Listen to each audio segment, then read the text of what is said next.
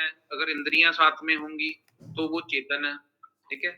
जो अगर इंद्रियां नहीं है तो अचेतन है, मतलब इंद्रियां हैं तो लिविंग बींग्स हैं, अगर इंद्रियां नहीं है तो वो नॉन लिविंग बींग्स हैं, ठीक है। ये बात है, ठीक है। और इसके आगे क्या है, अब इंद्रियां में क्या, इंद्रियों के अर्थ हैं।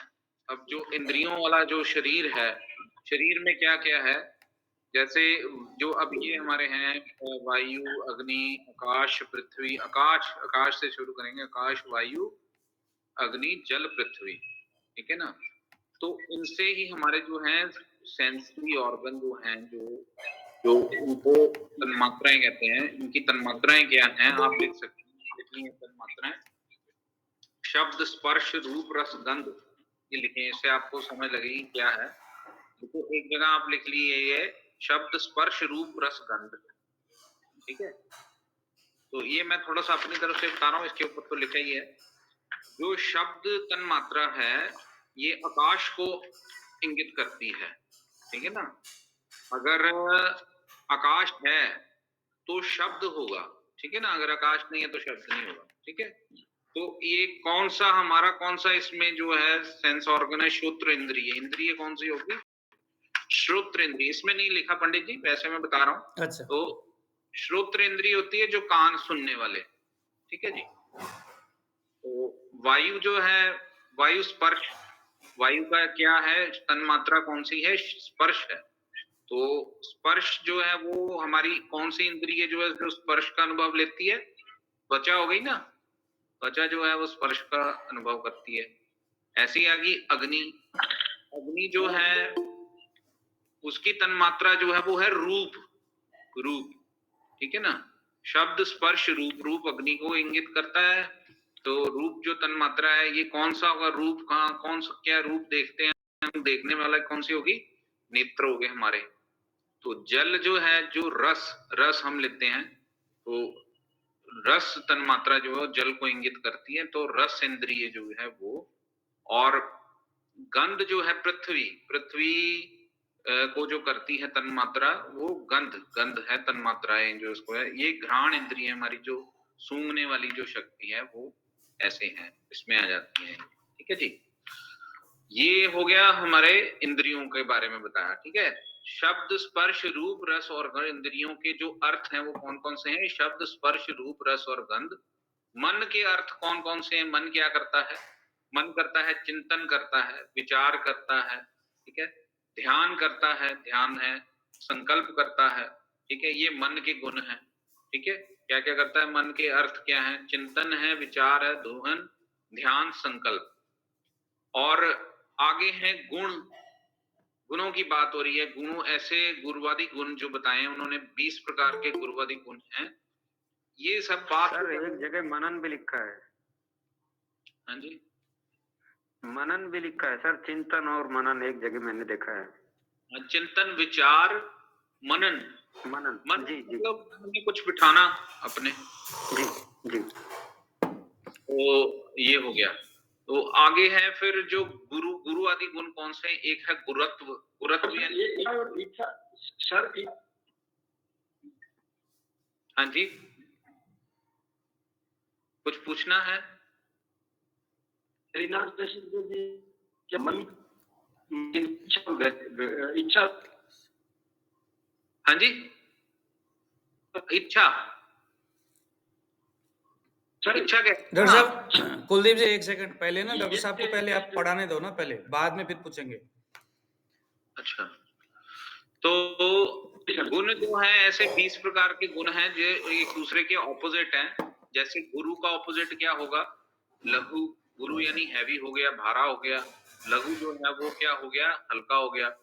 शीत का उष्ण हो गया। ये आप साथ साथ में ना बराबर लिख लो ताकि हमको फिर याद जल्दी हो जाएगा, क्योंकि इन्होंने सीधा सीधा लिखे हो ना।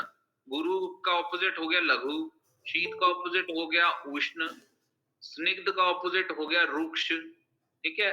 मंद का ऑपोजिट हो गया तीक्ष्ण, स्थिर का ऑपोजिट है सर, मृदु का ऑपोजिट है कठिन, विशद का ऑपोजिट है पिच्छिल। ये मैं सारा समझाऊंगा अभी। सुलक्षण का ऑपोजिट है सर, स्थूल का ऑपोजिट है सूक्ष्म, सांद्र का ऑपोजिट है द्रव। अब सबकी मैं अब आपको बताता जाऊंगा, आप ये लिखते जाओ साथ साथ में। गुरुत्व, लघुत्व। गुरु यानी हैवी हो गया, लघुत्व हो गया लाइट, ठीक है। शीत हो गया ठंडा, ठीक है, कोल्ड। उष्ण हो गया गर्म, हॉट।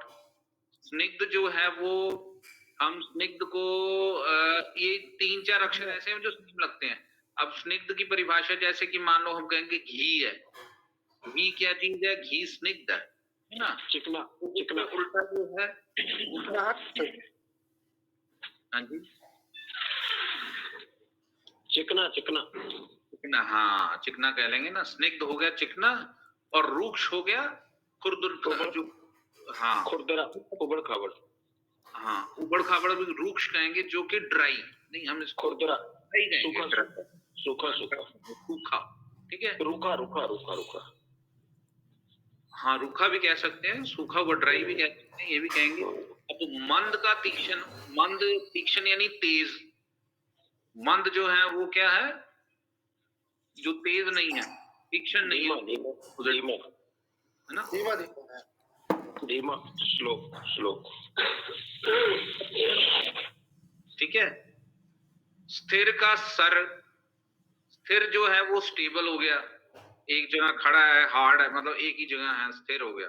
सर यानी चलने वाला, चलत में आ गया ना सर। चल चल हो गया। चल चल नहीं है ये, स्थिर और सर। हाँ जी। चल हो गया, सर यानी जो चलने वाला, ठीक है। मृदु और कठिन, मृदु होता है जो सॉफ्ट, जिसको हम कहेंगे। कठिन जो है वो हार्ड हो गया, ठीक है। फिर अगर विशद पिछल, पिछल जो होता है वो होता है जैसे गूंद नहीं होती, जैसे चिपकने वाली, वो लिए हुए उसको कहते हैं, ठीक है। कीचड़ नहीं, कीचड़ नहीं आएगा इसमें। पिछल होता है जो शहद शहद आएगा इसमें, शहद। हाँ शहद हो गया, हाँ शहद हो गया। जालू के बीज जब पानी में डाल दो वो एकदम से वो हो जाते हैं, एकदम से पिछलता लिए हुए होते हैं, ठीक है ना। जो पिछल नहीं है वो विशद है, साफ है, बिल्कुल साफ है, ठीक है ना। चिपक, ये सब गोल भी हो गए जी। हाँ जी, ये सब गोल, इस गोल तो पिछल हो गया। हाँ जी हाँ जी, पानी में डालते थे। ठीक कह रहे हो शास्त्री जी, ये सब गोल हो गया पिछल, ठीक है। ये इसके आधार पे ही सारी प्रैक्टिस भी चलती है ना, गुना ये चीज ऐसे है, ठीक है। अब देखो ये शलक्षण और खर है, ये कितना इंपॉर्टेंट है। देखो वहां पे हमारे पास स्निग्ध रूक्ष भी है, यहाँ पे शलक्षण खर भी है।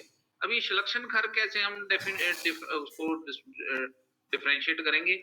जो खर है, जैसे हम कह सकते हैं हड्डी है, खुरदरी होती है ना, अंदर से खुरी पड़ी होती है ना। तो अगर हड्डी, जो कोई चीज खुरी पड़ी है तो वो खर है। ये जैसे रेख मार्क है, खर है, ठीक है। उससे उलट जो बिल्कुल जुड़ा हुआ है, मतलब जैसे उसका एक एक जो कण है वो आपस में एकदम से इकट्ठे हुआ, ठीक है ना, तो वो शलक्षण है, ठीक है। जैसे हड्डी बड़ी मजबूत है, ठीक है। इसको एग्जांपल इसलिए दे रहा हूं ताकि हम इस गुण को समझ सके, क्योंकि ये 3-4 चीजें ऐसे ही लगती हैं, एक जैसी ही लगती हैं।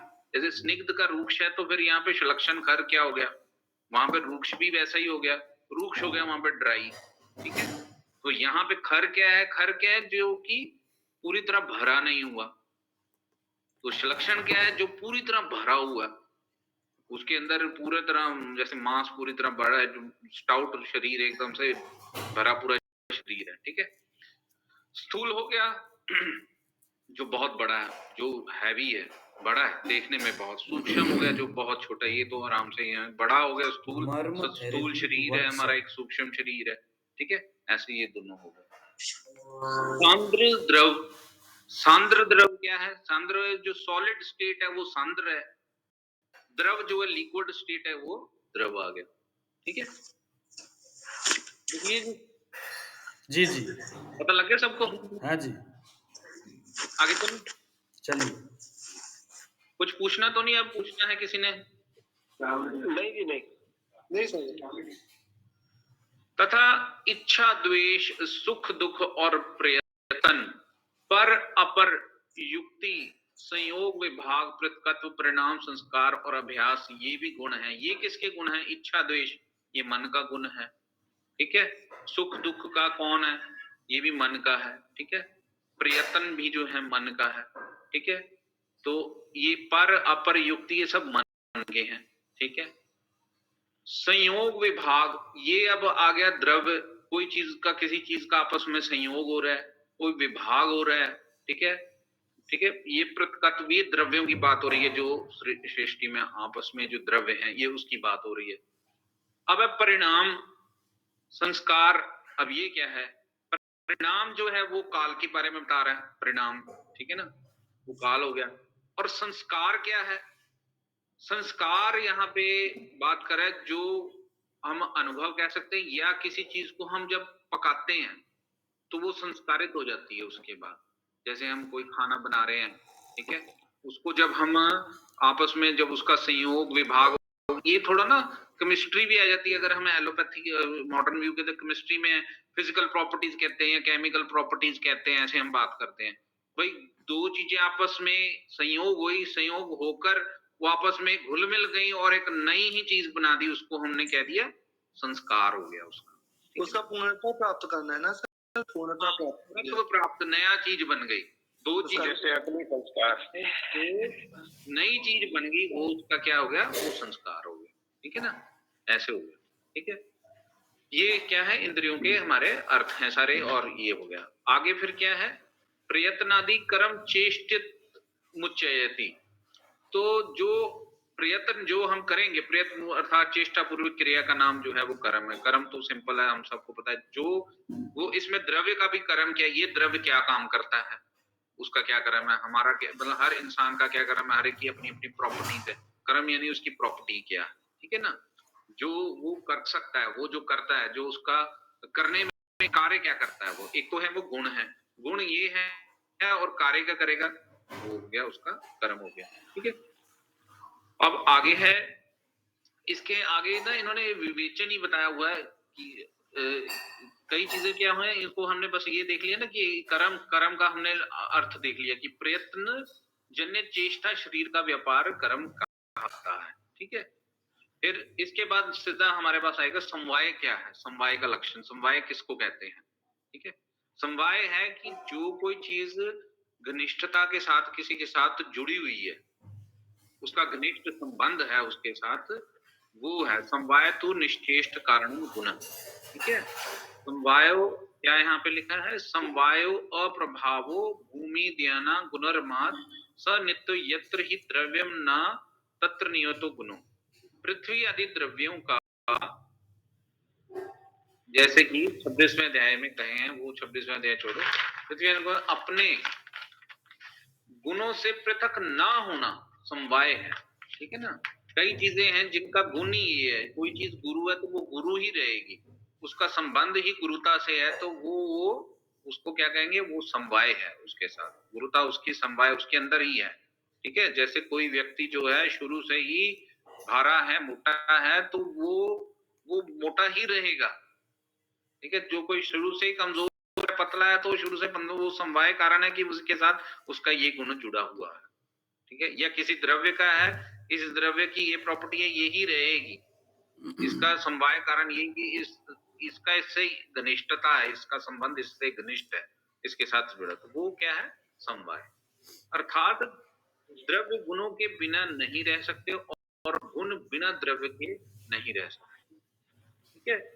कोई द्रव्य है, उसका क्या गुण है? उसका ये गुण है, तो ये द्रव्य का ये गुण है, तो ये द्रव्य और गुण जो है ये इनका आपस में ये समवाय है, ये अलग नहीं हो सकते कि ये वाला द्रव्य है, इस द्रव्य का ये गुण है, तो ये द्रव्य और गुण जो है ये समवाय कारण, ये समवायता से आपस में घनिष्ठता से ये जुड़े, ठीक है।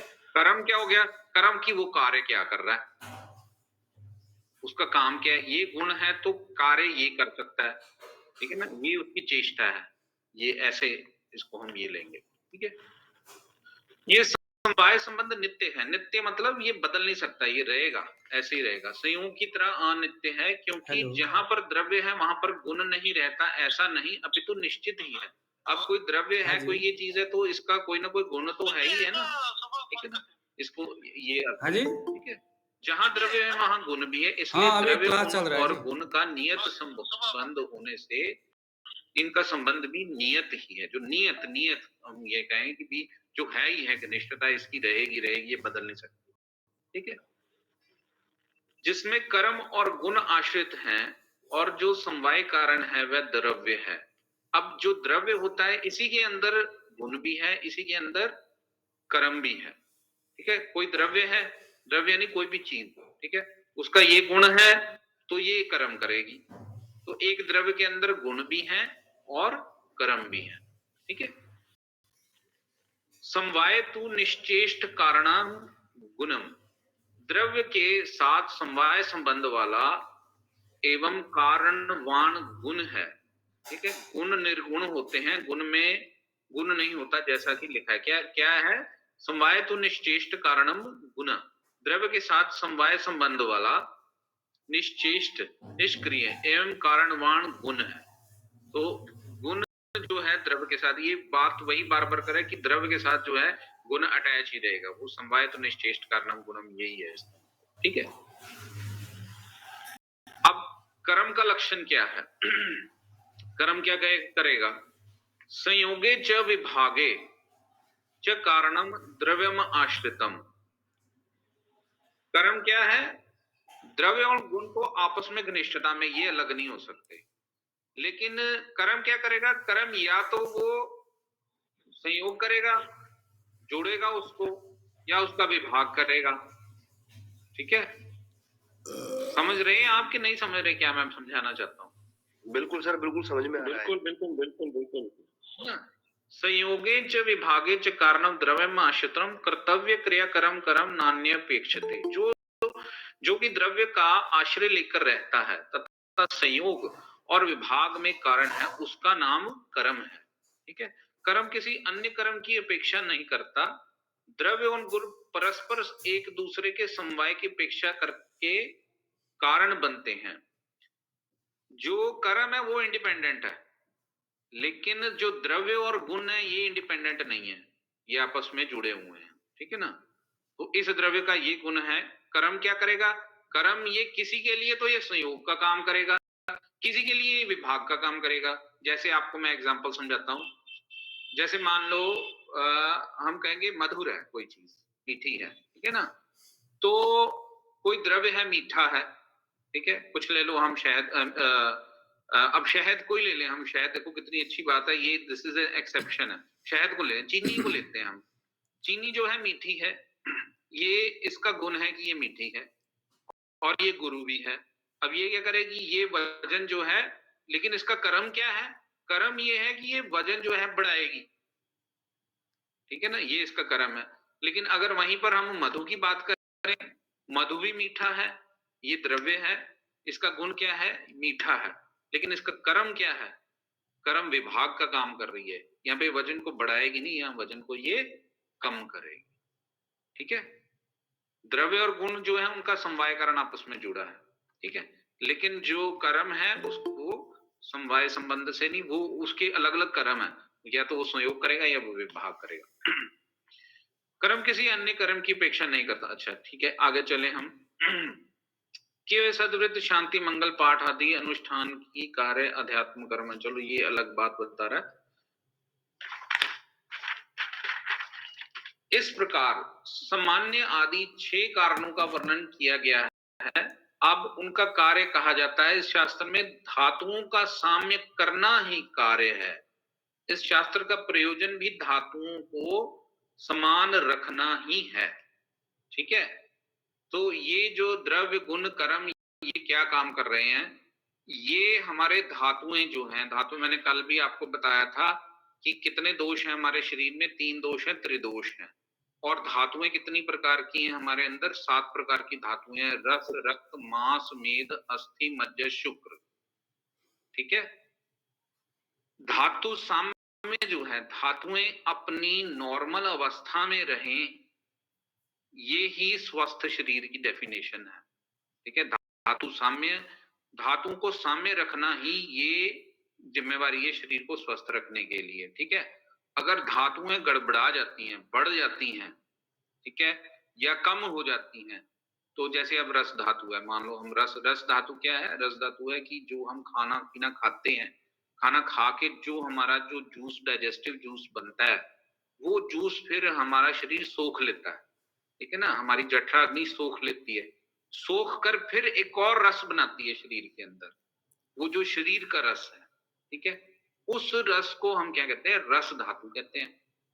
ठीक है, ऐसे ही उस रस धातु के बन जाने के बाद, ये मैं आपको सीक्वेंसली इसलिए बता रहा हूं ताकि आपको खुल के साथ इस बात समझ लगे।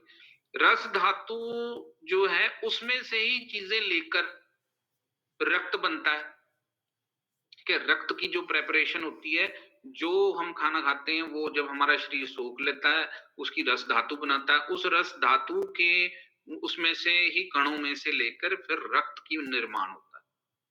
ठीक है, रस रक्त से आगे जो है मसल बनता है, मसल्स। ठीक है, जो इसमें अलग अलग वैसे सोचे हैं, वो खले कपोत न्याय, केदारी कुल्य न्याय, ये ऐसे अलग, वो बातें बाद में बताऊंगा इसमें। पर कई कई आचार्य मानते हैं कि ये सीक्वेंस वाइज चलता है, रस से रक्त बनता है, रक्त से मांस बनता है, मांस से मेद बनता है, मेद से अस्थि बनती है, अस्थि से मज्जा बनती है, मज्जा से शुक्र बनता है। कई आचार्य, इसलिए ये बता रहा हूँ, वो जो मैं बता रहा था आपको कि ये ऐसे 3 प्रकार से, कई आचार्य मानते हैं कि रस धातु बन जाती है, फिर वो रस धातु सभी को बनाती है। रक्त आया, जो रक्त वाली फैक्ट्री अलग है, रक्त धातु बना रही है, मांस वाली फैक्ट्री अलग है, मेद वाली अलग है, अस्थि वाली अलग है, मज्जा वाली अलग है, शुक्र वाली अलग है। ठीक है, ऐसे कुछ सोचते हैं। लेकिन हम ये कहेंगे कि जो प्रैक्टिकली है कि रस से रक्त बनता है, रक्त से मांस बनता है, मांस यानी मसल्स, जो हमारे मांसपेशियां बनती हैं, ये उन्हीं में से ही, रस धातु में से ही वो चीजें लेके मांसपेशियां बनती हैं, मसल्स बनते हैं। जो मसल्स के जो टिश्यू हैं, मसल के जो कण हैं, वो कहां से बनते हैं? वहीं से बनते हैं। फिर आ गया मांस, रस, रक्त, मांस के बाद मेद आ गया। मेद आ गया जो बॉडी फैट बनती है। ठीक है ना, मेद धातु उसको कहते हैं, मेद। मेद धातु से अगली धातु जो है, उसके इंग्रेडिएंट से, मेद धातु के इंग्रेडिएंट से स्टार्ट, कहां से ले? सब कुछ रस से ही लाए, लेकिन मेद के धातु के अंदर ही अस्थि, उसे उसके ही इंग्रेडिएंट से अस्थि बनती है, अस्थि का निर्माण होना चाहिए। कि अगर मेद धातु बन रही है, मेद धातु सही तरह से पक रही है, तो उससे आगे अस्थि बन रही है। और अस्थि धातु अगर बन रही, पक रही है अच्छी तरह से प्रिपरेशन, अब अस्थि बन गई, अस्थि से आगे क्या बनेगा? अस्थि से आगे उसके अंदर जो उसकी मज्जा है, कईयों को फ्रैक्चर हो जाता है, वो कहते हैं ना इसको खरोड़े का सूप पिलाओ। ठीक है ना, बोन मेरो, बोन मैरो, हाँ बिल्कुल, बोन मैरो, उसको मज्जा, मज्जा। और मज्जा से आगे क्या बनता है? शुक्र। हमारा जो सबसे इम्पोर्टेंट, जो जंतुओं का जो सबसे इम्पोर्टेंट जो सार है, वो है शुक्र। शुक्र धातु सबसे बाद में बनती है। ठीक है, जो मेल में स्पर्म्स बनते हैं और फीमेल्स में जो है वो एग्स और वो अंडा जो बनता है वो है। ठीक है, ऐसे है। और इसको हमने प्रैक्टिकली देखा, मैंने पढ़ा भी है कि अब साइंटिस्ट जो है रिसर्च कर रहे हैं, उन्होंने देखा कि वो मज्जा धातु से ही शुक्र का निर्माण करने पर आ गए हैं। ठीक है, ये हमने एक जगह लिटरेचर मैंने देखा था, वो मैंने शायद संभाला नहीं, पर ये हमने देखा था कि मज्जा धातु से ही शुक्र का निर्माण करना शुरू कर दिया है साइंटिस्ट ने। तो देखो, साइंटिस्ट अब जो हैं उन बातों को थोड़ा थोड़ा इनपुट कर रहे हैं, वो ले रहे हैं। तो इसका मतलब ये सच है कि ऐसे ही चलता है, जो हमारे शास्त्र में लिखा है, रस से रक्त बनता है, रक्त से मांस बनता है, मांस से मेद, मेद से अस्थि, अस्थि से मज्जा, मज्जा से शुक्र। और इन सभी धातुओं का जो सार है वो क्या है? वो है ओज है। ठीक है, ओज क्या होता है? ओज अगर हम इस भाषा में आजकल मॉडर्न साइंस में कहें तो इम्यूनिटी। सभी धातुएं अगर सही प्रकार से बनी हैं, जितनी जितनी चाहिए वो शरीर में बन रही हैं, आगे से अगली, अगली से अगली धातु सही प्रकार से बन रही है, तो वो हमारे शरीर की इम्यूनिटी को, जिसको कि ओज कहते हैं, ओज को बनाएंगे। ठीक है, तो ये है इसका यहाँ पे। तो इसको अब ये कैसे सही रहेगी? इसको हमने कौन सी अवस्था में रखना है? साम्य अवस्था में, धातुओं को कौन सी अवस्था में रखना है, साम्य में। ये विषम हो जाती है, कई बार मेद धातु बढ़ गई, अगर मेद धातु बढ़ गई तो क्या बन रहा है, मोटापा आ गया, ठीक है। यानी कि मेद धातु से अस्थि धातु का निर्माण नहीं अच्छा हो रहा। कई होती है ना लेडीज बड़ी मोटी बड़ी होती है, फुल्ली हुई होती हैं, हड्डियां उनकी, उनको विटामिन उनका चेक करवाओ, विटामिन डी डेफिशिएंसी होती है, कैल्शियम की उनमें कमी होती है। क्यों हो रहा है वो, क्योंकि उनका मेद धातु ही बढ़ी जा रहा है। मेद धातु के आगे फुल स्टॉप लग गया, ना अस्थि बन रही है ना मज्जा बन रही है, ठीक है। हम जो खाना, ये सारा देखो, सारा ऐसे ही चक्कर चल रहा है। जो हमारी जठरा अग्नि है, अगर हमारी जठरा, ये सब अग्नियों का चक्कर है। अगर हमारी जठरा अग्नि स्ट्रांग होगी तो वो रस धातु अच्छा बनाएगी। अब हर धातु की अपनी अपनी अग्नि है। रस धातु जो है, रस अग्नि है, अगर वो सही होगी तो रक्त धातु अच्छा बनाएगी। रक्त की अग्नि जो अच्छी है तो वो मांस धातु बनाएगी। मांस की अग्नि अच्छी है तो वो मेद, मांस अग्नि अच्छी होगी तो मेद धातु बनेगी। मेद अग्नि अच्छी होगी तो अस्थि धातु बनेगी। अस्थि अग्नि अच्छी होगी तो शुक्र धातु बनेगी, मज्जा धातु बनेगी। अस्थि से मज्जा, मज्जा धातु की अग्नि अच्छी होगी, मज्जा अग्नि, तो फिर वो शुक्र धातु जो है अच्छी ऐसे बनाए। तो ये बहुत इंपॉर्टेंट है, इनको साम्य करना। अब ये क्या चीजें ठीक करेंगी, ये जितने भी ये द्रव्य हैं, हम द्रव्य जितने भी दे रहे हैं बीमारियों में, जो हम ये जितने प्लांट्स यूज करते हैं, इनका अपना अपना गुण है। इसका ये गुण है, ये वहां पे जाके उसको उस अग्नि को सही करेगी तो आगे चीज वो बनेगी, ठीक है। ये उसकी, ये चीज उसको ठीक करेगी तो आगे बनेगी। ये टर्मिनोलॉजी जो है हमारी चलती थी उस टाइम पर, लेकिन अब जरा है वो जरा ज्यादा उन्होंने बायोकेमिकल लेवल पर, केमिस्ट्री के लेवल पर जाके देख लिया कि ये है, पर हमने इसी टर्मिनोलॉजी को बेस बनाना। तो ये हो गया। इस प्रकार सामान्य वृद्धि 6 कारणों को, हाँ, धातु का साम्य करना ही है। तो क्षीण हुए धातु बढ़ाने चाहिए। अगर कोई चीज धातु कम हुए हैं, क्षीण हुए हैं, तो उनको हमको बढ़ाना है। बड़े हुए जो है वो घटाने हैं। अब जैसे मेद धातु एग्जांपल दी, अगर मेद धातु बढ़ी है तो उसको घटाना है, ठीक है। अगर कोई कमजोर है, ठीक है, अगर बहुत ही है ही नहीं उसमें मसल, तो उसके मसल बढ़ाने हैं, उसकी मांस धातु बढ़ानी है, उसकी जो है थोड़ी सी मेद धातु भी बढ़ानी है। और समान का रक्षण करना, घटाए हुए का, बड़े हुए को घटाना, घटे हुए को बढ़ाना, और जो समान है, जो सही सलामत है, उसको सही भी रखना, ये भी कार्य। एंटीडोज देना है, एंटीडोज देना है ना। हाँ जी, हाँ जी, हाँ जी, बिल्कुल हाँ, बिल्कुल सही। अच्छा, अब आगे इसने बताया है काल, शीत यथा ग्रीष्म रूपी संवत्सर अथवा परिमाण। अब काल की परिभाषा, काल का भी बहुत हमारे इसमें बहुत इंपॉर्टेंट है आयुर्वेद में। काल का भी अभी आगे हम जब तस्य शीती अध्याय करेंगे उसमें जो है सीजन जो है, जो जैसे अब आगे हमारी हेमंत ऋतु आ रही, पो का महीना है ना, हेमंत और शिशिर ऋतु ये चल रही है। तो इसमें आपका खान पान कैसा होना चाहिए, ये सीधा वात पित्त कफ, इसमें भी ऐसे चलते हैं, ठीक है ना। तो ये काल का भी इसलिए इंपॉर्टेंट है, काल यानी टाइम का, ठीक है ना। तो वो बुद्धि और इंद्रिय, इन तीन के अति योग, अयोग और मिथ्या योग होने से दोनों प्रकार की शारीरिक और मानसिक व्याधियां उत्पन्न होती। अब ये मानसिक व्याधियां, शारीरिक और मानसिक व्याधियां उत्पन्न क्यों होती है? अब इसको बहुत इंपॉर्टेंट है ये भी चीज। काल, बुद्धि और इंद्रिय अर्थ, इंद्रियों के जो विषय हैं जैसे शब्द, स्पर्श, रूप, रस और गंध, इन तीन के अति योग, अयोग और मिथ्या योग से, जैसे आपको मैं समझाता हूं। अति योग यानी किसी का उस चीज का ज्यादा यूज करने से, ठीक है। अयोग यानी उस चीज का यूज ही ना करने से, ठीक है। और मिथ्या योग यानी कि करना ये था यूज, कर कुछ और यूज लिया। जैसे मैं आपको एग्जांपल बताता हूं कि जैसे अब काल है, आजकल सर्दियां हैं, तो आजकल सर्दियां, तो आजकल कैसा भोजन खाना चाहिए, ठीक है। ऐसा भोजन खाना चाहिए, गुरुहार लेना चाहिए, ठीक है। क्यों? क्योंकि हमारी जठरा अग्नि जो है बहुत तेज है।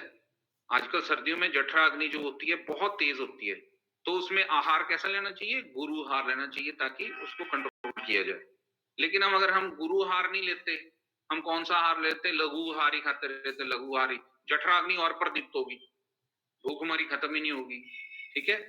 तो इसलिए कहते हैं सर्दियों में थोड़ा सा स्निग्ध आहार लेना चाहिए, रूक्ष आहार नहीं लेना चाहिए, उससे बल्कि बीमारियां होंगी। रूक्ष आहार लेंगे तो बीमारियां होंगी। ये मिथ्या योग यहाँ पे करेंगे, ये मिथ्या योग है कि करना क्या है और क्या हम नहीं कर रहे हैं, ये मिथ्या योग हो गया। अब अयोग और अति योग क्या हो गया? अति योग जैसे है कि कोई जो है चीनी ही खाई जा रहा है, चीनी ही खाई जा रहा है, कोई एक पर्टिकुलर चीज को ज्यादा ही उसका इस्तेमाल करी जा रहा है, इस्तेमाल करी जा रहा है, वो भी क्या करेगी? बीमारियों का कारण है, वो भी बीमारी करेगी। और कोई चीज है जो हम बैलेंस डाइट, जिसे हम ये कह सकते हैं बैलेंस डाइट, की किस टाइम पर क्या और कितनी मात्रा में खाना, अगर हम वो बैलेंस डाइट नहीं खाएंगे तो वो भी नुकसान है। ये तो खाने की बात मैं कर रहा हूँ ना, ऐसे मानसिक में भी अगर हम चिंता ही करते रहेंगे तो क्या होगा? ठीक है, उससे मानसिक रोग उत्पन्न हो जाएंगे। ठीक है, और अगर हम बिल्कुल बेपरवाही हो जाएंगे, बहुत ही अपने हर चीज में अपने क्या कहते हैं रिस्पॉन्सिबिलिटीज को नहीं करेंगे, तब भी गलत है। ठीक है, तो इंद्रियों के अर्थों का, उनका अयोग, अति योग और मिथ्या योग। अति योग यानी ज्यादा, अयोग यानी यूज ही ना करना, और मिथ्या योग यानी जो जिस टाइम पे करना उस टाइम पे ना करके कुछ और करना। ठीक है, गलत कर देना, यानी सर्दियों का काम गर्मियों में, गर्मियों का काम सर्दियों में। ठीक है, ये मिथ्या योग। तो यहाँ पे थे, हाँ, शरीर को और मानसिक व्याधियां उत्पन्न होती हैं। शरीर और सत्व ये दोनों ही रोगों की अधिष्ठान भूमि है, और जिस प्रकार ये दोनों व्याधियों का आश्रय स्थान है, इसी प्रकार सुख का भी आश्रय स्थान यही है। तो ये इसने शरीर और मन की दोनों की बातें करी। शरीर और मन जो है ये दोनों ही व्याधियों, मतलब यही रोगों, इन्हीं में ही रोग होते हैं। जो शरीर रोग हैं ऐसे ही मानसिक रोग हैं। ठीक है, तो इन दोनों में आत्मा का स्वरूप कहते हैं। आत्मा क्या करती है?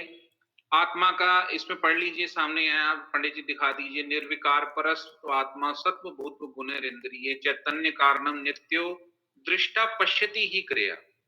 जो सिर्फ देखती है आत्मा को, ये थोड़ा आध्यात्मिक बात भी होगी, आत्मा को ना तो कोई सुख है ना कोई दुख है, क्योंकि सुख दुख का आभास किसको हो रहा है? मन को हो रहा है। ठीक है, प्रॉब्लम कहाँ पे आ रही है? शरीर में आ रही है या मन के लेवल पे प्रॉब्लम आती है। तो दुख और सुख का कारण जो है वो शरीर को झेलना पड़ता है और मन को झेलना पड़ता है। आत्मा क्या कर रही है? आत्मा देख रही है, साक्षी भाव से वो देख रही है कि क्या हो रहा है क्या नहीं। ठीक है, निर्विकार है, और सूक्ष्म आत्मा मन शब्द आदि गुण इंद्रियों द्वारा चैतन्य में कारण है। पर ये कारण जरूर है, अगर आत्मा ही नहीं होगी तो आप लिविंग बीइंग हो ही नहीं सकते। और नित्य है, वही नित्य है, ये समवाय कारण से जुड़ी पड़ी है। साक्षी है, क्योंकि वह सब क्रियाओं को देखता है। अचेतन शरीर और मन के चैतन्य में ये आत्मा ही कारण है, और कटु नित्य, और वह नित्य है। कहता है अचेतन शरीर और चेतन शरीर में क्या मेन कॉज है? आत्मा ही कॉज है। बाकी सारी क्रियाएं वैसे ही हो रही हैं, चाहे वो अचेतन मन है या अचेतन कोई चीज है या चेतन है, पंच भौतिक संघटन वही है, बाकी सारा कुछ वही है। सिर्फ एक ही कारण है, वो है आत्मा। जब आत्मा बीच में आ जाती है तो वो चेतन हो जाता है, जब आत्मा नहीं है तो वो अचेतन है। इसको हम मॉडर्न साइंस में कहेंगे, हम जब पढ़ते थे बायोलॉजी तो उसमें कहते थे कि बायोफॉर्म। लिविंग बीइंग में क्या है? बायोफॉर्म है। ठीक है ना, तो ये जो बायो अक्षर है, बायो का मतलब आत्मा है। अब मैंने आपको उस दिन ये कहा था कि हर चीज पंच भौतिक है। अब वात पित्त कफ की बात करें ना, इसलिए पहले अभी आएगा आगे वात पित्त कफ, तो उससे पहले ही इसकी वो देखो अपने आप ही उन्होंने ग्राउंड बना दी इसकी, कि जो वायु है, किसी भी तरह की जो मूवमेंट हो रही है वो वायु के कारण है। ठीक है ना, इस पूरी सृष्टि में जो मूवमेंट हो रही है, जो ये तारे ये जो है सारे सूर्य जो है, सूर्य के आसपास सब घूम रहे हैं, ये मूवमेंट हो रही है ना। ये तो है नहीं कि मूवमेंट गति रुक जाएगी। तो गति किस कारण से? वायु के कारण से है। ये अचेतन सृष्टि में। और चेतन में क्या है? चेतन में वात है।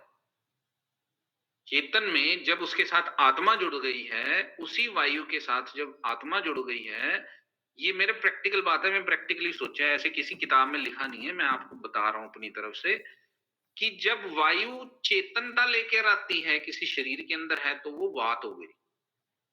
ठीक है, ऐसे ही अग्नि जो है, जब वो चेतना में है, जब वो अग्नि चेतना में है तो वो क्या है? पित्त है। ठीक है, ऐसे ही कफ है। कफ क्या है? जल और पृथ्वी, इन दोनों का संयोग जब शरीर के अंदर है तो वो कफ है। ठीक है, अब ये वात पित्त कफ है। अब देखो पंच भौतिक संगठन सारा पूरा हो जाता है। आकाश क्या है? आकाश है, इंग्लिश में कहेंगे स्पेस। जो अब हमारा शरीर, मेरा इतना शरीर कवर कर रहा है, इतना एरिया ले रहा है मेरा, तो मैंने इतना आकाश कवर किया है, मेरे शरीर में भी आकाश है।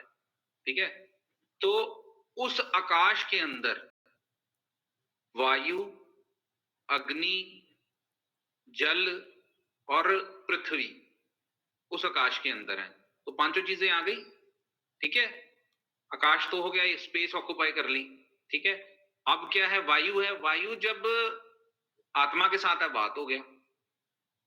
तो अग्नि आत्मा के साथ है, पित्त हो गया। कफ क्या हो गया? जल और वो वाला जल और पृथ्वी तत्व जो है वो जब हो गया तो कफ हो गया।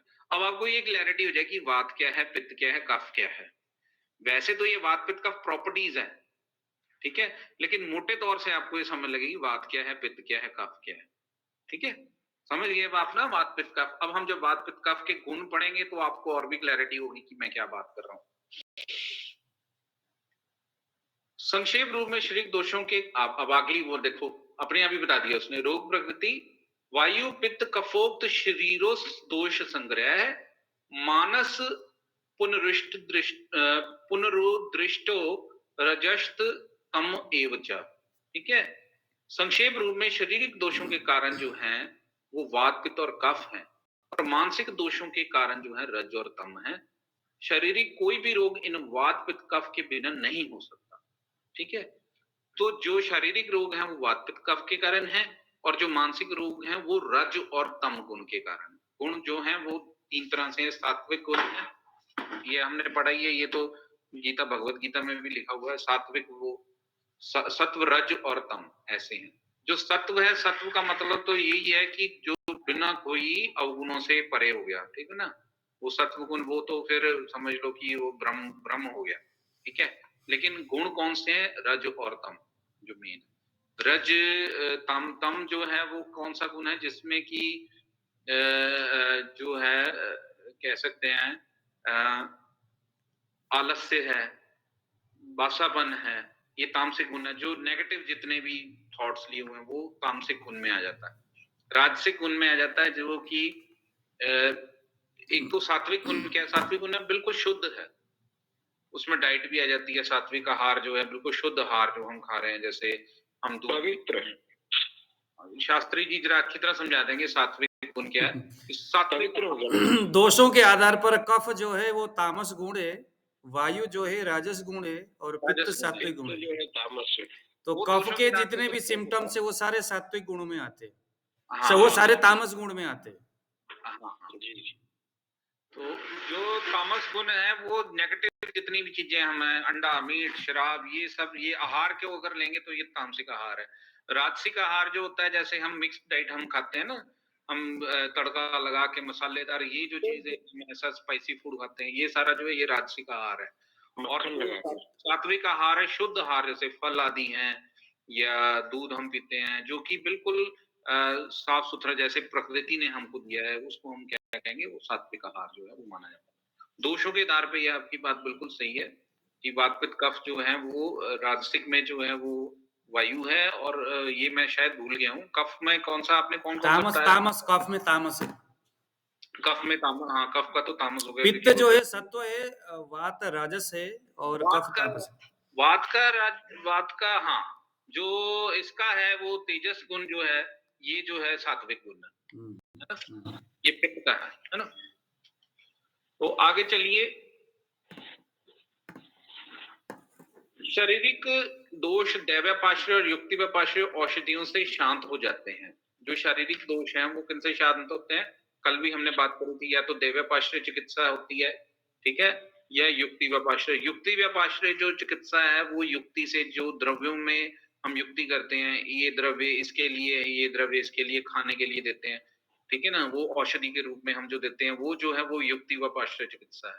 देव्यापाश्रय जो है मणि से या मंत्रों से, ये जो चिकित्सा है वो देव्यापाश्रय चिकित्सा है। ठीक है, तीसरी एक और है वो सत्वावज्य, इसने बताई नहीं है। सत्वावज्य है जो मानसिक रोगों को, मन को मजबूत करने वाली जो चिकित्साएं हैं, ठीक है, उसको मानसिक वो सत्वावज्य कहेंगे। मानसिक दोष ज्ञान, आत्मा आदि के विज्ञान अर्थात शास्त्र ज्ञान, धैर्य, स्थिरता, अनुभूत पदार्थ का स्मरण, विषयों से मन को हटाकर आत्मा से लगाना, इनसे शांत हो जाते हैं, वो सत्वावज्य चिकित्सा है। ठीक है, देवापाश्रय क्या है? देवापाश्रय मणि मंत्र, औषधि, बलि, उपहार, होम, नियम, प्रायश्चित आदि कर्म जो कि देव को आश्रय कर दिए जाते हैं, वो देवापाश्रय है। युक्ति व्यापाश्रय क्या है? युक्ति व्यापाश्रय योजना, जो हम योजना करते हैं, युक्ति को आश्रय कर कर किए गए संशोधन, संशमन आदि कर्म, जो मैंने कल आपको बताया था। संशोधन यानी पंचकर्मा की जो थ्योरी है, जो पंचकर्मा हम करते हैं वो संशोधन क्रिया है।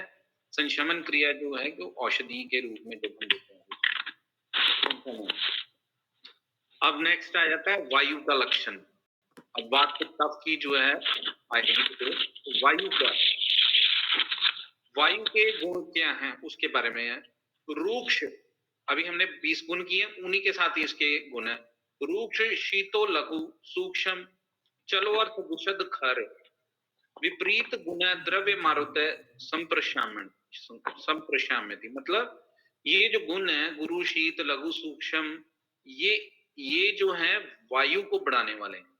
कौन कौन से? वायु के रूक्ष, रूक्ष है, ड्राई है। जैसे आजकल वात बढ़ेगी, वायु बढ़ेगी, क्यों? ठंड बढ़ेगी तो क्या होगा? रूक्षता बढ़ेगी, ड्राइनेस हो जाती है। शीत गुण भी है, आजकल शीत है, ठंड है बहुत, तो वायु जो है बढ़ेगी। दर्दें आजकल ही होती हैं ज्यादा, सर्दियों में क्यों जोड़ों में दर्द होती है? क्योंकि वात बढ़ती है, वायु बढ़ती है। लघु जो कि हल्की है, लघु वायु का गुण है। सूक्ष्म, बड़ी जल्दी, बहुत जल्दी पहुंच जाती है, फटाफट पहुंच जाती है। ठीक है ना, दर्द गोडे में हो रही है, दिमाग को पता लग गया कि दर्द गोडे में हो रही है, कैसे फटाफट पता लग गया, ठीक है ना, सूक्ष्म है। चल, तेज भी चलने में, वही अर्थात गतिशील है।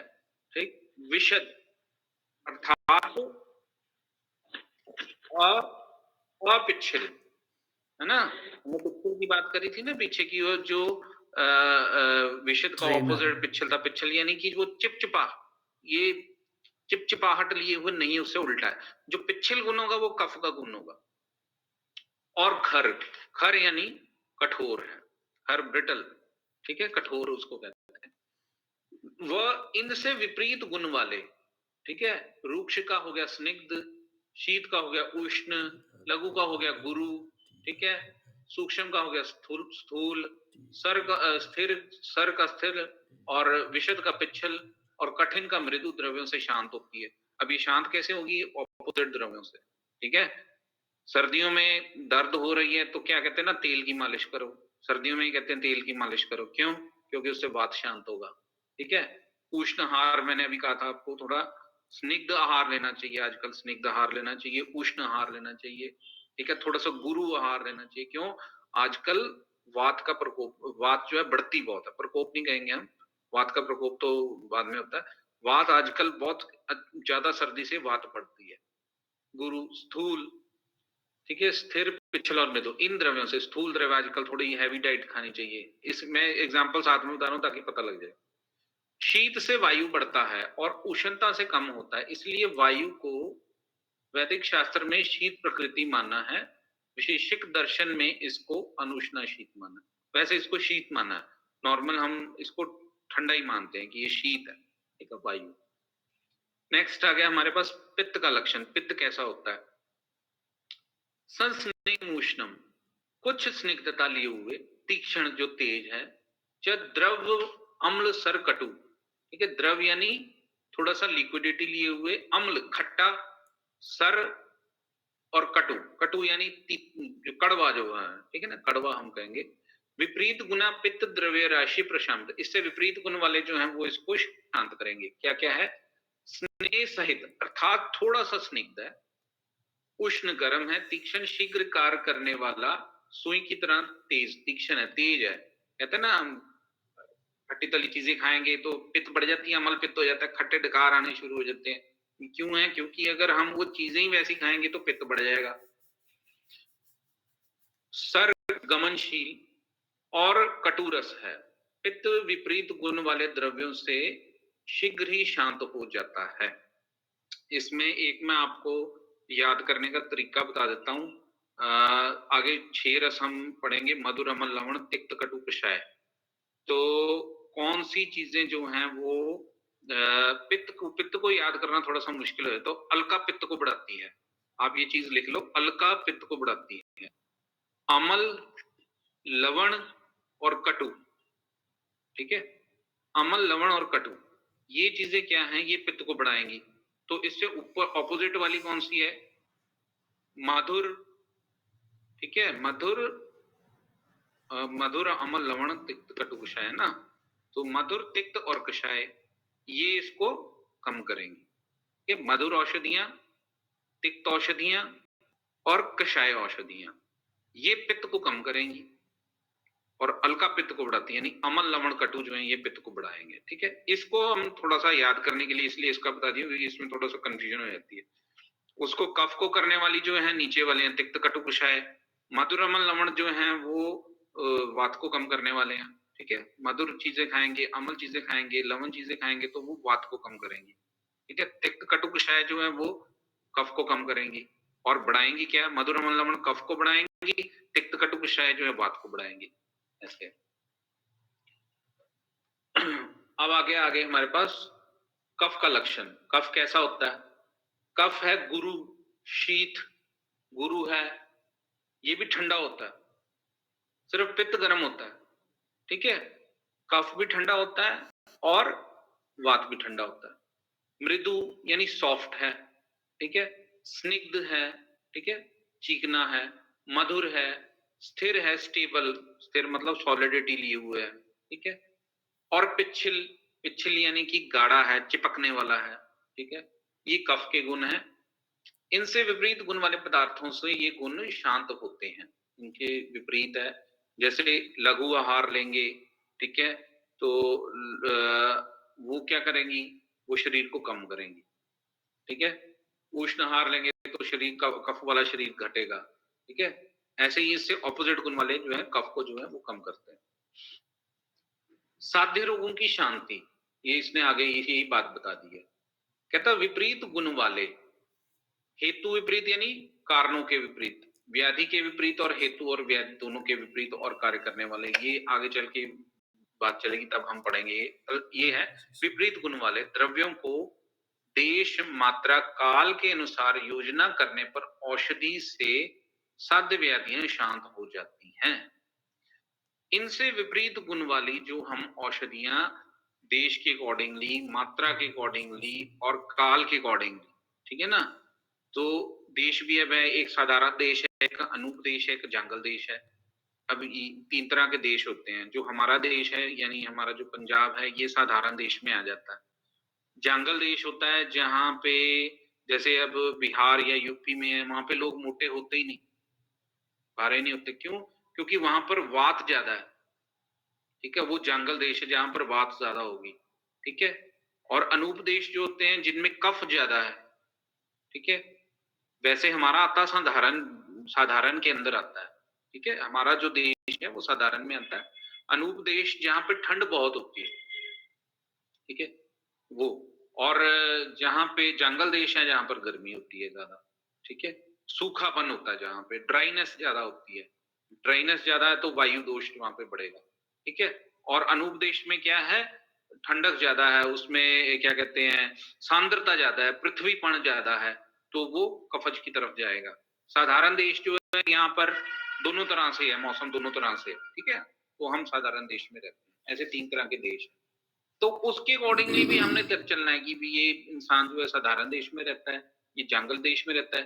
जो जंगल देश वाला है उसको अगर हम वातिक वायु वाली जो औषधियां ज्यादा दे देंगे तो वो बीमारी को बढ़ा भी सकता है। ठीक है, और अगर अनूप देश वाला है कोई, तो उसको अगर कोई ऐसी औषधियां जो कि कफ को बढ़ाने वाली हैं तो वो तो उसके प्रकृति ऐसी है क्योंकि वो वहां पे पैदा हुआ, तो ये उसको ज्यादा बढ़ाएगी। फिर सोच समझ के उस हिसाब से देश, काल और मात्रा के हिसाब से उसको औषधि जो है वो देनी है। ये चीजें बहुत मुश्किल हैं, लेकिन ये है कि जब जैसे जैसे हम एक्सपीरियंस करते जाते हैं प्रैक्टिस में, तो हमको देख के उसकी प्रकृति, हम पूछते हैं कहाँ पे रहते थे आप, यहाँ पे रहते हो, फिर क्या खाते हो, कैसा खाते हो, मीठा ज्यादा खाते हो, ये ऐसी चीजें पूछ के हम उसके हिसाब से उसकी दवाई भी, उसको खाने का भी बताते हैं कि ये डाइट आपने खानी है, ये आपके लिए सही है, ये आपके लिए सही नहीं है। इवन की प्रकृति भी जो है, वात पित्त कफ 3 तरह की प्रकृतियां होती हैं, इसके भी गुण आगे जाके पढ़ेंगे हम, विमान स्थान में शायद है तब वो पढ़ेंगे। और जो रोग औषधियों से असाध्य हैं, उनके लिए औषधि का उपदेश भी नहीं किया जाता। इसके आगे फिर विस्तार से एक एक द्रव्य के गुण कर्म को उच्चार्य कहेंगे। ये तो उसने कहा कि जो साध्य औषधि है उसके लिए हमको ये देश काल का ऐसे व्यवस्था करनी चाहिए। वैसे तो आयुर्वेद में लिखा है कि रोग जो हैं साध्य असाध्य ऐसे हैं। वैसे लिखा हुआ है कि असाध्य रोगों को हमको इतना तवज्जो नहीं देनी चाहिए, करना नहीं चाहिए, उसका इलाज नहीं करना चाहिए, क्योंकि उससे अपयश की प्राप्ति होती है। लेकिन फिर भी चरक जी ने ना कहीं ये लिखा हुआ है कि अगर हम असाध्य रोगों को भी बार बार प्रैक्टिस करके उनको ठीक करने की कोशिश करेंगे, तो वो असाध्य की कैटेगरी से साध्य की कैटेगरी में धीरे धीरे करके आ भी सकते हैं। पर उन्होंने एक बात ये कही थी कि ज्यादा असाध्य रोगों की तरफ ज्यादा आप ध्यान ना दो, क्योंकि ये आपको अपयश ही प्राप्त करेंगे, यश की प्राप्ति नहीं है, ऐसा लिखा हुआ है।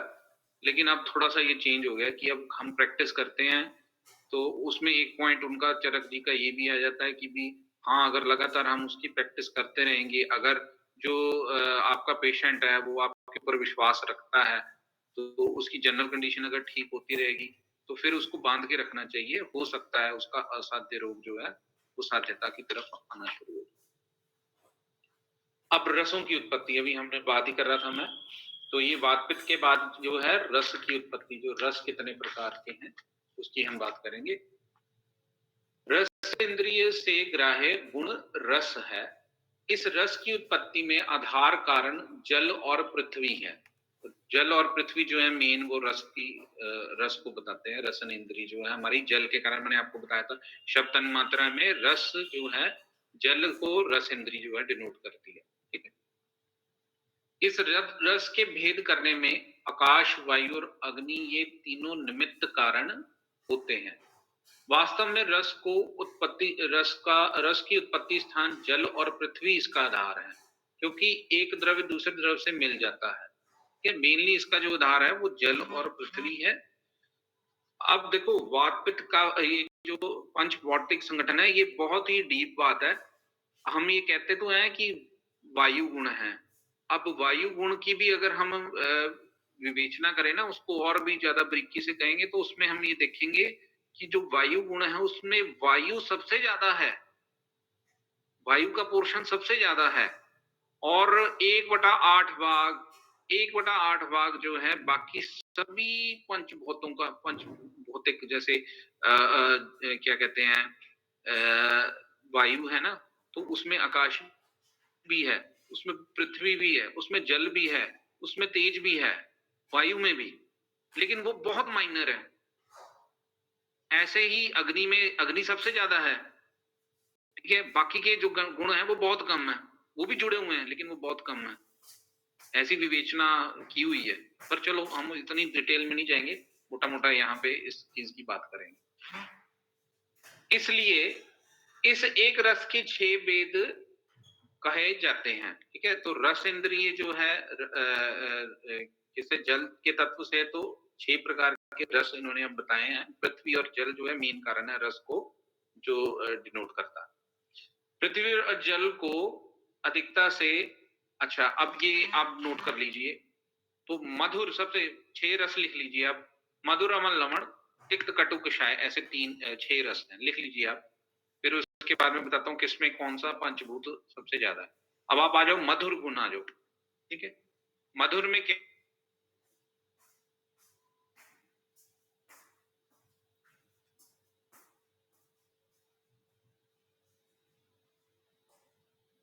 अग्नि का अधिकता से पृथ्वी, और यह कह लें अग्नि की अधिकता से अम्ल। हाँ, अब अम्ल गुण लिख लीजिए आप, मधुर के बाद अम्ल आ गया। अम्ल में क्या है, पृथ्वी और अग्नि, लिख लीजिए ये। ठीक है, जल और अग्नि की अधिकता से लवण है। अब लवण रस में क्या क्या है? जल है और अग्नि है, ठीक है। और वायु और अग्नि की अधिकता से कटु, कटु लिख लीजिए, पहले लिख लीजिए कटु, कटु में इज इक्वल टू वायु प्लस अग्नि, ठीक है। वायु और आकाश की अधिकता से तिक्त रस जो है, तिक्त लिख लीजिए, तिक्त के आगे लिख लीजिए वायु और आकाश, ठीक है।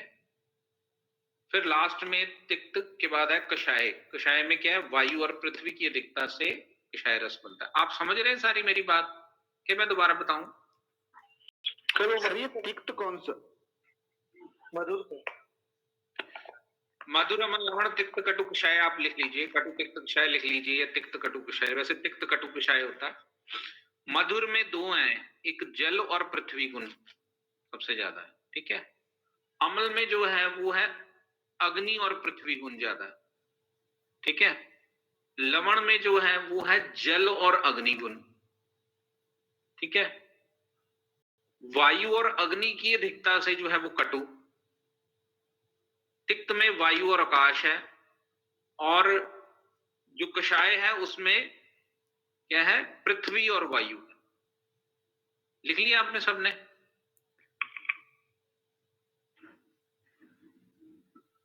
सर कटु कड़वा होता है क्या?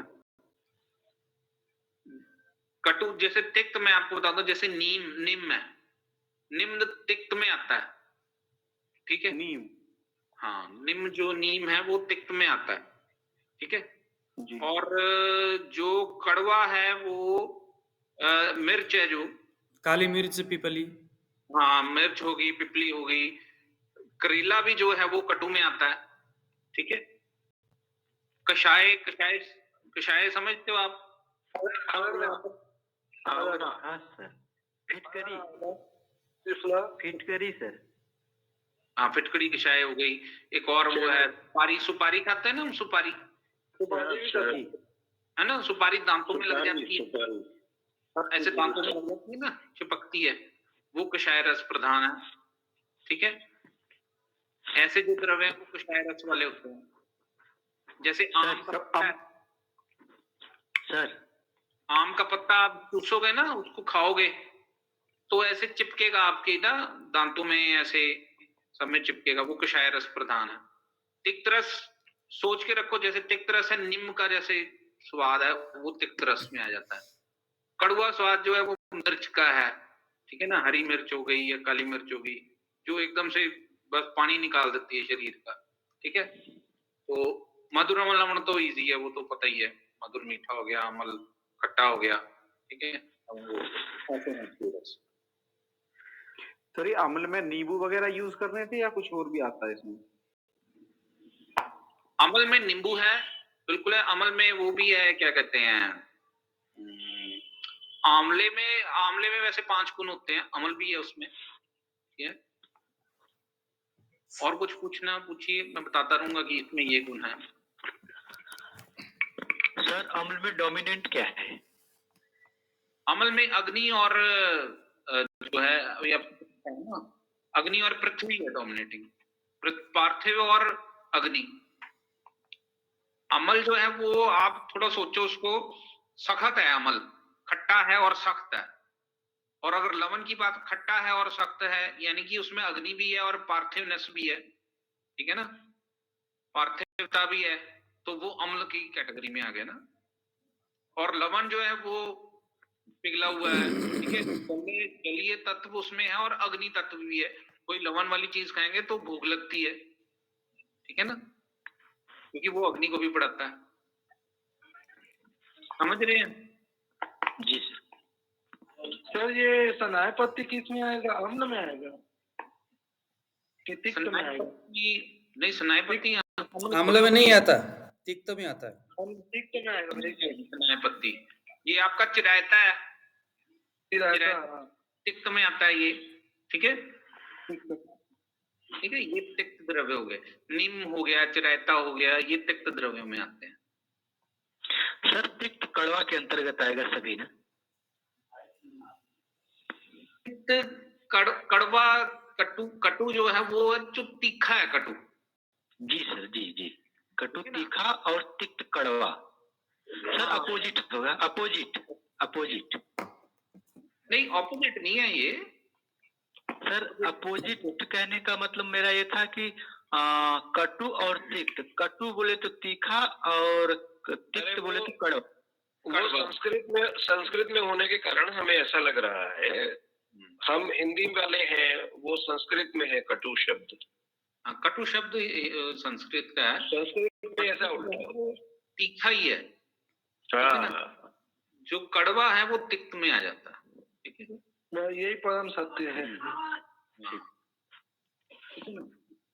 तो आप ये देखो ना, वायु और अग्नि की दिक्कता से कटु है, अग्नि आ गई ना तभी कटु है।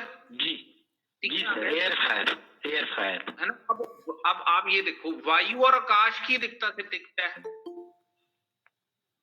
देखो कितनी विवेचना है ना, वायु और आकाश आ गया तो वो तिक्त है। इसीलिए तिक्त खाने से वायु बढ़ती है। हाँ, ये बात है, नीम खाने से वायु बढ़ेगी, ठीक है? या बस ये है, जिसमें अग्नि तत्व है वो कड़वा है, बात कटु है, सॉरी। जो बात कड़वा प्रधान नहीं, डायबिटीज के रोगी होते हैं, गुड़ मार खाएंगे तो बीमार पड़ जाएंगे। ठीक है, पर उनसे फायदा भी होगा गुड़ मार खाने से, ठीक है? तिक्त रस प्रधान है ना गुड़ मार। चलो अब आगे आगे हम स्वाद, मधुर, अम्ल, लवण, कटु, तिक्त और कषाय, ये 6 रस जो हैं वो बताए हैं। रसों के द्वारा दोषों की शांति अब कैसे करनी है, ये देखो जी। कहता है स्वाद यानी मधुर हो गया, स्वाद, अम्ल और लवण ये रस वायु का शमन करते हैं, मैंने आपको बताया ही था। जो मधुर, अम्ल, लवण है ये वायु को शांत करेंगे, ठीक है? और कषाय, मधुर और तिक्त रस पित्त को, ठीक है? पित्त को कौन से शांत करेंगे? कषाय, मधुर और तिक्त रस। ये उल्टा हो गया जो मैंने आपको कहा था कि अलका पित्त को बढ़ाती है, तो उसका उल्टा कौन सा है? मधुर, तिक्त और कषाय। ये पित्त को शांत करेंगे, ठीक है? कषाय, कटु और तिक्त रस जो है वो कफ को शांत करेंगे। आप सीक्वेंस ऐसे बनाओ, मधुर, अम्ल, लवण, तिक्त, कटु, कषाय। जो नीचे वाले हैं तिक्त, कटु, कषाय, वो वात को बढ़ाएंगे, कफ को शांत करेंगे। मधुर, अम्ल, लवण जो है वो क्या करेंगे? वो वात को शांत करेंगे, कफ को बढ़ाएंगे, ठीक है? और मधुर, तिक्त और कषाय जो है वो पित्त को कम करेंगे, जो इससे उल्टा है उसको बढ़ाएंगे। यानी अम्ल, लवण और कटु जो है अलका पित्त को बढ़ाएगी, अम्ल, लवण और कटु जो है वो पित्त को बढ़ाएगी, ठीक है? इसलिए हरी मिर्चें मुर्चें ज्यादा खाओगे तो पित्त बढ़ जाएगी, ठीक है? आगे चले। इन रसों में प्रत्येक रस के द्रव्य, गुण और कर्म आगे विस्तार में कहेंगे। 26वां चैप्टर आएगा, उसमें फिर रसों के आपस में भी वो बड़े सारे 63 प्रकार की इनकी प्रविचारणाएं हैं रसों की, वो पढ़ेंगे बाद में। द्रव्यों के भेद कौन कौन से हैं? सर ये स्वादु का जो, सर ये स्वादु जो ऑप्शन आया है यहाँ पर, स्वादु, मधुर, मधुर, स्वादु मधुर को कहते हैं। स्वादु का मतलब जिससे जीव में स्वाद उत्पन्न होता है, तो मधुर से ही होगा ना? मीठा मधुर है, स्वाद, बेहद स्वाद उत्पन्न होता है। ठीक है। चलो पंडित जी के शास्त्री जी कल करें, अब 9 बज गए, मेरे को निकलना है। जी जी जी जी, मुझे पता लगा आप भूल गए थे, मतलब टाइम आप देख लिख नहीं पाया था। अभी आप पीछे मुड़ करके आपने देखा, ठीक है। हाँ कोई बात नहीं डॉक्टर साहब, बहुत बहुत धन्यवाद। आप लोगों ने नोट किए होंगे, डॉक्टर साहब जो पढ़ाएंगे उसको, आज का देखो कितना इम्पोर्टेंट आज का हमारा था रसों के ऊपर। हाँ, पूछना पूछिए। लास्ट वाला नोट नहीं किया था सर मैं, वायु, मधुर, लवण वाला जो बताया था, जो वायु को मेघा से वो करता है, शमन करता है। आप मेरे को खुद बताओ, मधुर, आप सीक्वेंस लिखो, मधुर, अम्ल, लवण, तिक्त, कटु, कषाय, लिखो पहले एक पेपर पे। जी सर। वायु, अब मेरे को आप मेरे को बताओ, जो मधुर, अम्ल और लवण है ये किसको बढ़ाएगा और किसको कम करेगा? वायु, मधुर, लवण। मधुर सर वायु को कम करेगा। हाँ, और अम्ल भी वायु कम करेगा, लवण भी वायु। पहले जो ऊपर के 3 है ना वो वायु को शांत करेंगे। अगर वो वायु को शांत करेंगे तो बढ़ाएंगे किसको? कफ को। मधुर, अम्ल, लवण जो है वो कफ को बढ़ा देंगे, वायु को क्षण करेंगे। आप ऐसे लिख लो ना, अप डाउन ऐसे कर लो। अप किसको करेंगे? के को अप करेंगे, वी को डाउन करेंगे। वी यानी वात को डाउन करेंगे, के को बढ़ाएंगे, ऐसे लिख लो। नीचे वाले जो तिक्त कटु कषाय जो है उसको क्या करेंगे? वो कफ को जो है बढ़ाएंगे, वात को जो है वो नहीं, सॉरी, वात को बढ़ाएंगे, कफ को घटाएंगे। जो तिक्त कटु कषाय है वो वात को बढ़ाएंगे ना, वो सेम गुण है। सर्वभावना सर्वदा सर्वभावना सामान्य वृद्धि कारणम ह्रास हेतु विशेष आ गया ये। सर्वदा सर्वभावना सामान्य वृद्धि कारणम ह्रास हेतु विशेष निश्चित प्रवृत्ति रूपे हेतु, ये हमारा इसमें आ ही गया। तिक्त कटु कषाय वात को बढ़ाएंगे, लेकिन कफ को जो है वो कम करेंगे। ठीक है, लेकिन एक एक्सेप्शन है जो हमको याद नहीं रहता, उसका मैंने आपको फॉर्मूला दे दिया है। अलका पित्त को बढ़ाती है। अलका यानी अम्ल, लवण और कटु, ये पित्त को बढ़ाएंगे। अलका, अ से अम्ल, ल से लवण, बता दिया ना आपको, अलका पित्त को बढ़ाती है। ठीक है, तो उससे आपको उसका उल्टा अलका हो गया, अम्ल लवण कटु, ये पित्त को बढ़ाएगा, और मधुर तिक्त कषाय पित्त को शांत कर देगा। मतिका। हाँ चलो, आप अलका याद रख लो। हाँ, वो नाम ठीक है जी। Thank you very much. Thank you sir, doctor साहब, बहुत बहुत शुक्रिया, थैंक यू। ठीक, आप लेट हो रहे, घर जाना है आपने ना? ओके जी, ओके। चलिए, प्रणाम सर। प्रणाम जी। राम राम सर। आप सभी लोग कृपया नोट बनाते रहिएगा, और good night sir. Good night. शुभ रात्रि। चलिए, नमस्कार, शुभ रात्रि सबको। शुभ रात्रि सर। गणेश सिंह जी को समझ में आया कि नहीं कुछ? जी सर। आ रहा है ना? जी। चरक संहिता जो है, इसके आप आनंद ले लीजिएगा, बहुत अच्छी तरह से समझाते हैं। अब ऐसा है ना कि आप लोगों को जहाँ समझ में नहीं आती वहाँ आपने जरूर बोलना है, और उससे क्या होगा कि उनके अंदर जो भी बातें हैं ना वो फिर निकल करके सामने आता है। जी जी। नहीं तो पढ़ाने के लिए तो एक रेशो से पढ़ाना शुरू होता है, तो फिर वो एक लाइन से बताते जाते हैं ना जो शिक्षक होते हैं। बीच में अगर आप कुछ पूछेंगे तो फिर उसके बहुत सारी बातें जो है वहां से निकल के आए। चलिए, शुभ रात्रि सभी को, कल फिर सही टाइम में हम लोग मिलेंगे। सर ये वाला वीडियो भी डालेंगे ना उसमें? हाँ, ये अभी मैंने यहाँ पर डाउनलोड किया हुआ है, अभी मैं इसको कर लेता हूँ।